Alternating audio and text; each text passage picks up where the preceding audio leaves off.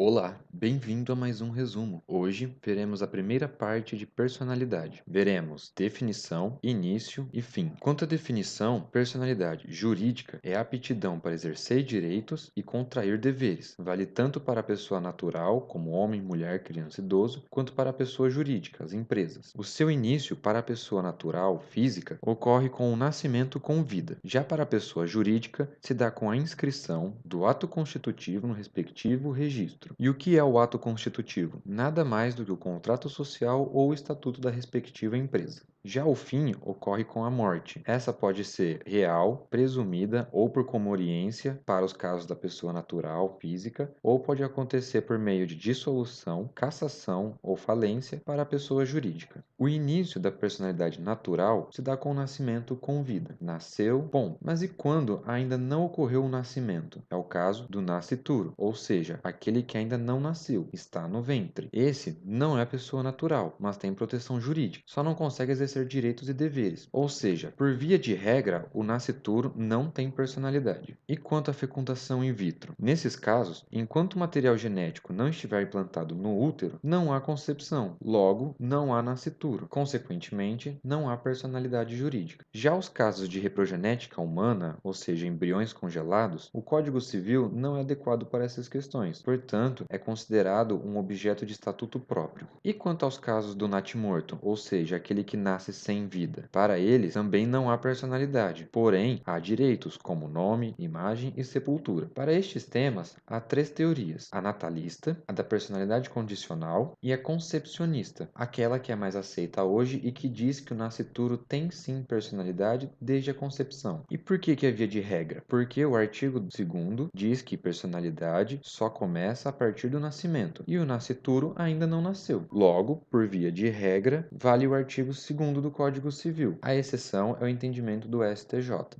Muita atenção aqui agora, porque os casos referentes ao natimorto e à reprogenética humana não estão no Código. Contudo, elas foram debatidas na Jornada de Direito Civil. Este é um evento em que reúne os estudiosos do direito civil, ou seja, doutrinadores. O importante aqui é identificar que esses enunciados não expressam o entendimento do Conselho da Justiça Federal, menos ainda do Superior Tribunal de Justiça, mas representam o pensamento da maioria das comissões temáticas, ou seja, são doutrinas. Quanto ao início da personalidade empresarial, às vezes é necessária uma autorização do poder executivo. E o que são as empresas? São pessoas jurídicas de direito privado, como por exemplo, sociedades, organizações religiosas, partidos políticos, associações, fundações e empresas individuais de responsabilidade limitada. Já o ato constitutivo é o contrato social ou estatuto. Basicamente, são conjuntos de dados da empresa, como por exemplo, nome, sede, duração, fundo social, entre outros. Já o respectivo registro são os cartórios específicos para cada empresa, como por exemplo a junta comercial ou o cartório de registro de pessoas jurídicas. Isso tudo está lá no artigo 44, 45, 46 e 120 do Código Civil. Além deles, há também o artigo 1150 do mesmo Código e o artigo 114 e 119 da Lei de Registros Públicos. Sempre bom lembrar que as pessoas jurídicas têm sim proteção da personalidade. Quanto ao fim da personalidade natural, ou seja, da pessoa física, ocorre com a morte. A morte real é aquela que exige a presença de um corpo, ou seja, a materialização do evento morte. Para isso, é necessário a certidão de óbito, que é composta do corpo mais o diagnóstico. O diagnóstico é aquilo que vai dizer a pessoa morreu disso ou morreu daquilo. Vale lembrar que alguns direitos persistem até na morte, como por exemplo a imagem e a honra. Não é porque a pessoa morreu que esses direitos podem ser violados. Já a morte presumida é aquela em que não há um corpo, portanto, não há materialização do evento morte. Pode ocorrer para os ausentes, ou seja, casos em que a lei autoriza a abertura de sucessão definitiva, veremos com mais detalhes mais para frente, e a morte presumida também pode ocorrer sem a decretação de ausência. Em que casos? Quando for extremamente provável a morte de quem estava em perigo de vida, como por exemplo, um acidente de avião. Ou pode ocorrer também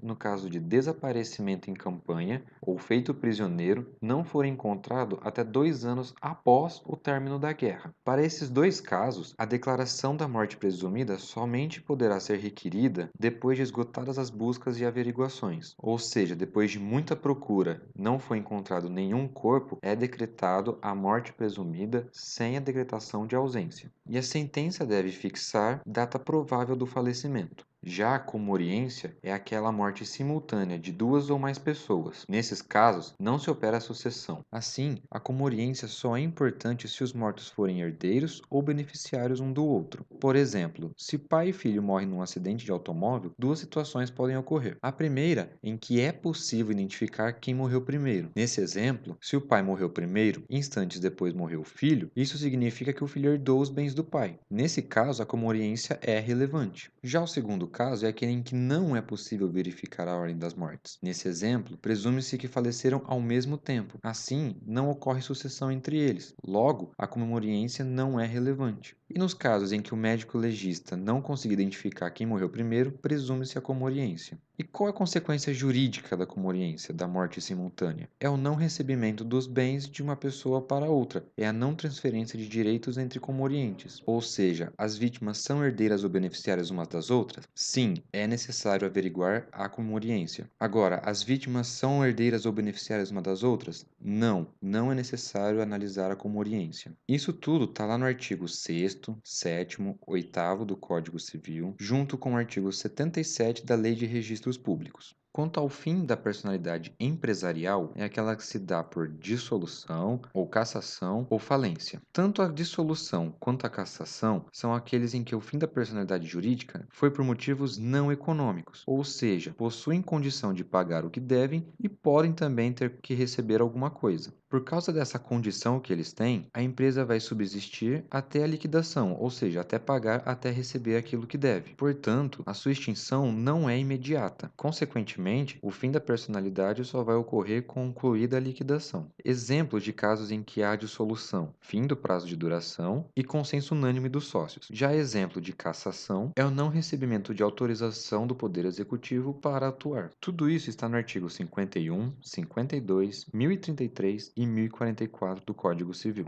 Já o fim da personalidade empresarial por meio de falência é aquela que ocorre após a recuperação judicial. Veremos com mais detalhes mais para frente. O falir é quando a receita é menor e o gasto é maior, ou seja, a arrecadação é insuficiente para quitar as dívidas. Qual a consequência de falir? Fim da sociedade empresária. É o fim da personalidade empresarial, fim da personalidade jurídica da pessoa jurídica, na qual ela fica inabilitada para exercer suas atividades. Essa última consequência também pode ser fruto de crimes empresariais. E essa inabilidade acontece desde a decretação da falência até a sentença em que extinguir todas as obrigações, que geralmente se resume em pagar credores. Quem pode decretar a falência? É o dono da empresa? É uma assembleia de acionistas? É o estagiário? Não. É o juiz. Mas é qualquer juiz? Não. Se a sede da empresa for no Brasil, será o juízo local do principal estabelecimento do devedor. Agora, se a sede for no exterior, será no juízo da filial. Quanto ao local principal, é aquele onde há o maior fluxo econômico da empresa. Então, por exemplo, vamos supor que a empresa Alfa tenha sede no estado do Rio de Janeiro. Porém, a sua principal área de atuação é São Paulo, capital. Assim, o juízo vai ser a primeira ou segunda vara de falência e recuperação judiciais de São Paulo. Tudo isso está lá no artigo 3º da Lei de Falências, junto com o entendimento do Superior Tribunal de Justiça quanto ao local principal do devedor, junto com o artigo 99, 102 e 181 da Lei de Falências. Agora vamos às questões. Hoje teremos várias. Então pause o seu vídeo, tente resolvê-la, porque a resposta vem em 3, 2, 1. Aqui as anotações necessárias para resolver a atividade. Próxima questão. Resposta em 3, 2, 1. As marcações. Próxima questão. 3, 2, 1. Mais uma. 3, 2, 1. Agora a penúltima questão. Mais uma vez. 3, 2, 1. Por fim, 3, 2, 1. Com isso chegamos ao final, espero que tenham gostado. Curta, comente, compartilhe, inscreva-se no canal e até o próximo resumo.